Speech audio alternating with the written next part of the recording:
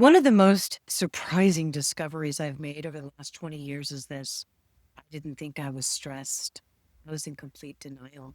Looking back, as a therapist, as an author, as someone who spent years helping others navigate life transitions, I can clearly see what I couldn't see then.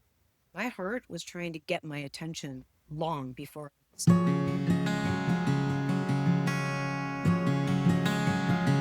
If you asked me 20 years ago whether I was stressed, I would have said no. I spent years helping people recognize stress in their lives. And ironically, one of the hardest places to see it was in my own. Sometimes the things we carry become so familiar that we stop noticing how heavy they are. This excerpt is from chapter 3, Lessons in Listening. Listen, pay attention. Heart failure happened because I didn't listen to the cues my body was giving me. In hindsight, when people asked why I didn't know that my heart was beating way too fast, I would have to explain that I just wasn't listening. I shrugged off symptoms of lightheadedness, thinking maybe I didn't eat enough carbs that day, or maybe I was getting close to that time of the month. I remember feeling faint a few times while exercising, but I just wrote it off as a really good workout. I just wasn't listening. The arrhythmia was chronic, and according to my cardiologist, my heart must have been in AFib for at least 3 months in order to have that congestive heart failure symptoms like I did. How could I not know? Boy, was I listening now. Anytime my body reacted to what was happening with my heart, my senses were now heightened. Business and relationship meltdowns keep me busy. I searched high and low in the midst of this health crisis. I looked for a career path that would not only pull me out of my financial sinkhole, but also put me on the track to the broadcast executive job I thought I had earned. But everybody that I spoke to in the radio industry was miserable and overworked and completely stressed out. And I had to admit to myself that I'm recovering from a serious health issue. I didn't need that stress. I couldn't be in that kind of stress. And this was more than 20 years ago. Imagine how much different it is today. So here's the thing. I was determined to find myself a steady job. I was a single mom still. Yeah, they were teenagers, but I still had bills to pay. I was self-employed, and my business was starting to fall apart because I couldn't do the business. I don't know why I thought that getting a steady job would be any different than building the consulting business, but I was also kind of confused. I'm raising teenagers, I'm working in radio, I'm still trying to build this consulting business with my dad and juggling multiple responsibilities. So I never thought of myself as being stressed out. I just thought that this was life. I was living in survival. But even then, even at the time, even up until just a few years ago, when I was reviewing my journals again from the lens of a therapist, from the lens of a woman who's already been through quite a few years, even since came to my conclusion by reading the journals and seeing what was going on prior to stress was unresolved stress. I didn't think of myself as stressed out. I thought of myself as very capable, able to handle just anything that came my way. I was responsible. I was resilient. I kept moving. I was productive. I was producing stuff. I was solving problems, and realized that there was stress that I was internalizing. And no, not everybody explodes. Some people just absorb.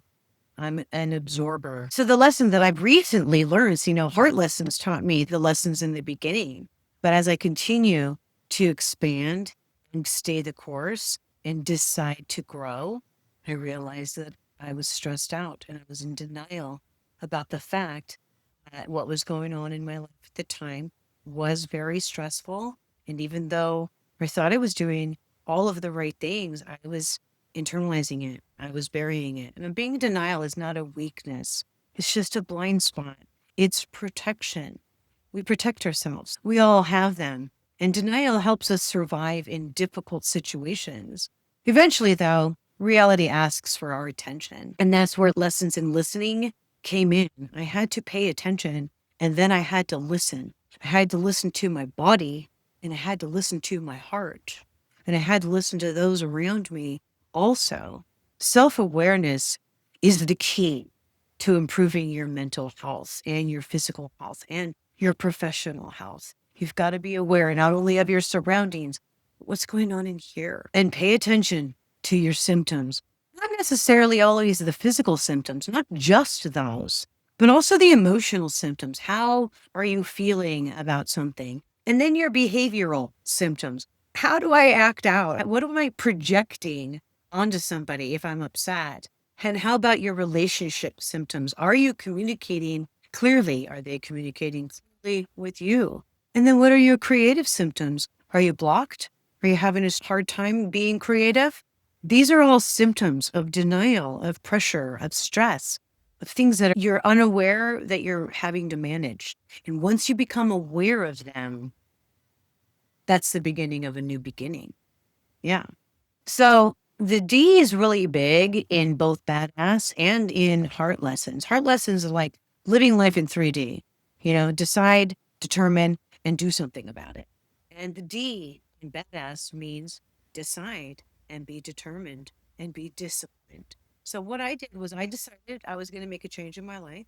I became determined that I was going to see it through. And I used my own personal discipline to get through it. Now, discipline is two things. Discipline can be, I am disciplined, I'm going to set goals, I'm going to do these things. I'm going to set that. We can also look at discipline as my new discipline is psychology. Some people look at discipline as punishment. Discipline is punishment if you make it personal, if you're choosing to be disciplined. And what are you going to do first? Decide. And once you decide and you determine the path you're going to take, you've got to implement discipline. And how do you get to all those? You got to listen. You really do. That's the moment when awareness becomes a choice. Eventually, we have to decide, what am I going to do with this information? Am I willing to look honestly at my life? Am I willing to change? Those were questions I had to ask for myself. And those are questions I ask of you. Awareness alone is, at some point, you have to decide. And that's the D in balance. The Courtyard today, I am loving editing and working on the frequency of trust. Writing is hard enough because you have to make up the story. You have to determine what's coming next. Where do I want them to go? And I'm using a formula. In the studies that I've learned, and I'm using a formula to do it, which actually makes it much more enjoyable. Instead of trying, like I go back to when I was reading Nancy Drew books, and obviously I've read a bazillion after that, but that was the very beginning. How did they do this? How did they connect that with that? I've learned. I didn't just automatically know. I learned, and learning was my discipline. And that's part of the Courtyard is we have to be disciplined. We have to learn to listen. Why am I having conversations in the Courtyard? Because I want to listen to you. And I hope that you will listen to me and the others that come into the Courtyard. So as I edit the frequency of trust, I'd be listening to my editor, who's going to help me improve the story. And I'm listening to Pepper. She's the character. What does she want out of this story? Where is she going? I'm listening to the stories. I'm not just listening to what I think, but where did this character take me? Where does she want to go? And then I'm listening to what belongs in the story and what doesn't. That's another part about the discipline is that sometimes you got to push things out. You got to let it go. And then you got to continue to practice the discipline and be determined. Keep deciding to move forward. So what is Pepper's story teaching me while I edit? Well, the story title is called The Frequency of Trust. It's teaching me to trust my voice. It's teaching me to trust.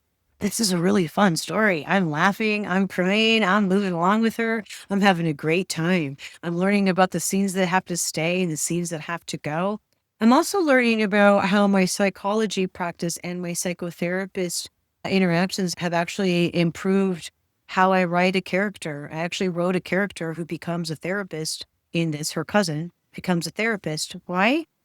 Because I wanted her to be able to provide some information to Pepper without it just coming randomly out of nowhere. I want to teach these psychological lessons about listening to your body and listening to your heart and listening to your destiny. And that's what this book is all about. And I am having a blast. But I did have to wait and let the book just sort of marinate for a while, because sometimes truth becomes clearer with distance. Giving it time was helpful. Same with the denial that I discovered that I was experiencing, is that I had to have some time pass before I accepted the idea that stress may have caused the arrhythmia that caused my heart failure.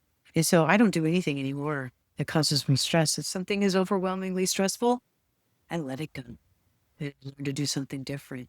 Same thing happens in your life too. Do you know what I've learned since becoming a therapist? We're all pretty much the same. A lot of people come to therapy or they think that therapy is a therapist telling you all the things that you're doing wrong. Because obviously you're going, I can't fix my own life. I need help. Or somebody's told you, you need help. You need professional help. Well, frankly, I think everybody needs professional help.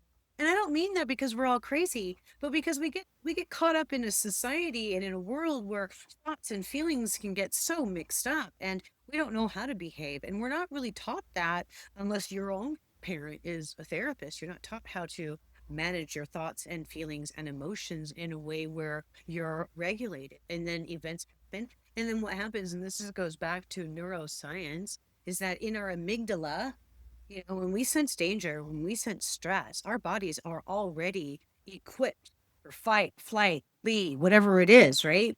Well, that's when we were hunters. That's when we were living in, the wilderness or the desert or whatever, and our bodies adapted to that.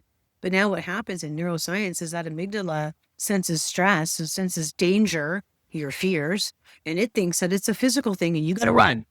We need to retrain our brains. And that was one of the things that I learned through neuroscience was that you can rewire your brain for happiness and you can use principles in radio technology broadcasting that matched what goes on with our physical bodies. And it was probably one of the most enlightening and exciting developments for me because now I could use radio and psychology and music and heart math to help you reduce your stress. So almost every day I'm listening to a song on my badass soundtrack to get my mindset, my mind frame, and my body regulated, heart, brain coherence, so that I'm ready to take on whatever project I have for the day, whether it's a day of psychotherapy clients, or maybe it's a day of recording videos for you, or I'm writing my blog, or my favorite, I'm walking the dog, or playing fetch, and then I'm writing my fiction. It's all about mindset. It's all about awareness, and it's all about following your heart. What are some of the symptoms of stress that you may not know that you're experiencing? Your thoughts are just kind of all over the place, or maybe you're feeling heart palpitations, or you're short of breath, or maybe you're not sleeping very well, or you're eating too much or eating too little, or maybe you just drown yourself in watching television programs or doom scrolling on the internet. These are signs that are causing you more stress. You may not physically think that you're having a heart attack, but the stress is there. Your sleep patterns, eating patterns, relationships, acting out. These are all stress related symptoms. Pay attention.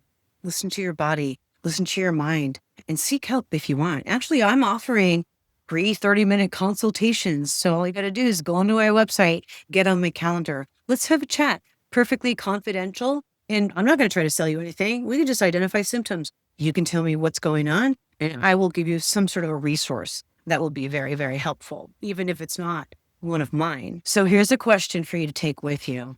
What have you gotten so used to carrying that you've stopped noticing the weight of it? I want to invite you to download Heart Lessons. It's on my website. Link is in the comments. Please subscribe to my YouTube channel, subscribe to Substack, get on my email list because I send out a newsletter every week that has a little tidbit here and there about all the projects I'm working on, where I'm going to be next, what's happening, always something that's going to improve your life. And if you need anything specific, just shoot me an email. Let me know what your needs are. And next week, we're going to be talking about lessons in grief. It's not as bad as you think it is. Sometimes healing begins the moment we stop insisting we're fine and start listening to what our heart has been trying to tell us all along. If you enjoyed this conversation, I'd appreciate if you'd like, subscribe, and share it with someone who might enjoy it too. And if you'd like to go deeper, I invite you to join me in the Courtyard on Substack. That's where I share the writing journey behind the Radio and Records Cafe trilogy, along with reflections on creativity, leadership, resilience, travel, and the stories that shape our lives. You'll find the link below, and I'd love to have you join us there.